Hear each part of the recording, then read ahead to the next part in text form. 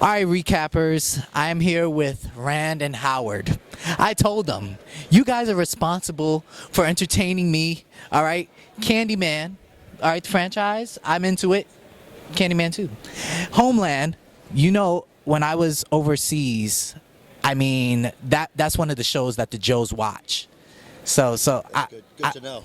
We love them. So now, Looking Glass, you're delving into the sci-fi, and you're delving more into law enforcement. How do you come up with the whole premise of this? Because it's like you're the yin and you're the yang. So what is the formula? Peanut butter and the jelly. I thought I was the yang. It's character. You know, we talked about a lot of things. We talked about science fiction. We both have done law enforcement shows. And we love that. But when you find the character, when everything falls into the character, you root it there, and then what would Jimmy Pritchard do? And then you let it grow out of that. So the science fiction and the law enforcement, the science fiction and the crime fighting, the good guys and the bad guys all come out of the lead character's wants and desires.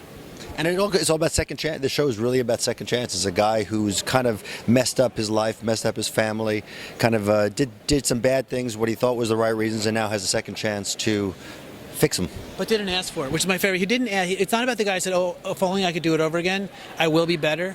When he comes back, he wasn't expecting it, so he is still that same bastard. And so it will take a while for him to realize he's got a second chance. So how did you guys come to the conclusion that you had to cast Rob Kaczynski as the lead? In your words. I would say the moment we saw him, I mean, it was one of those things where it's him.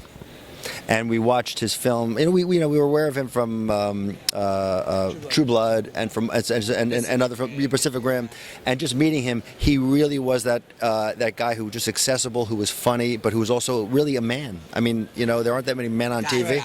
No, he's a man, but he can be approachable, and he's got a real spark. You know, he doesn't have to always be brooding and tough. He has a real spark of life, which is what you want inside that character. So do you find it easier to work with an actor and then write for your audience when you just have that perfect mixture of talent and, I guess, the plot and the whole storyline?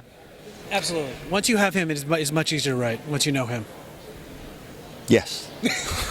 What he said. Yeah. No, it is, because when you write, you can hear him in your head now. And when you know what he's capable of, and by how he can embrace the audience with just a look, you can write to that. He's charming. I mean, he really has this charisma, and you could see it when we walked out of the room today.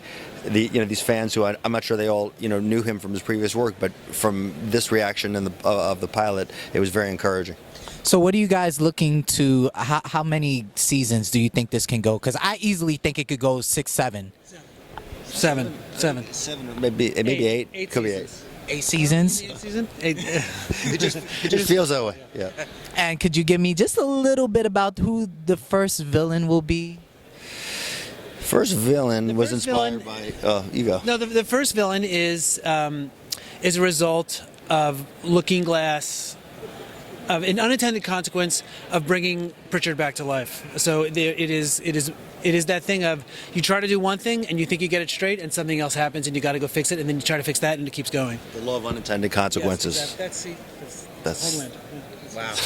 Any last words for producers out there that are trying to get their start? I always like to get the big guys to tell the little guys a little piece of advice. Find your story and keep working. My biggest advice is just write, rewrite, and be your own harshest critic. Character. You heard it. Write, rewrite, and character here on The Recap.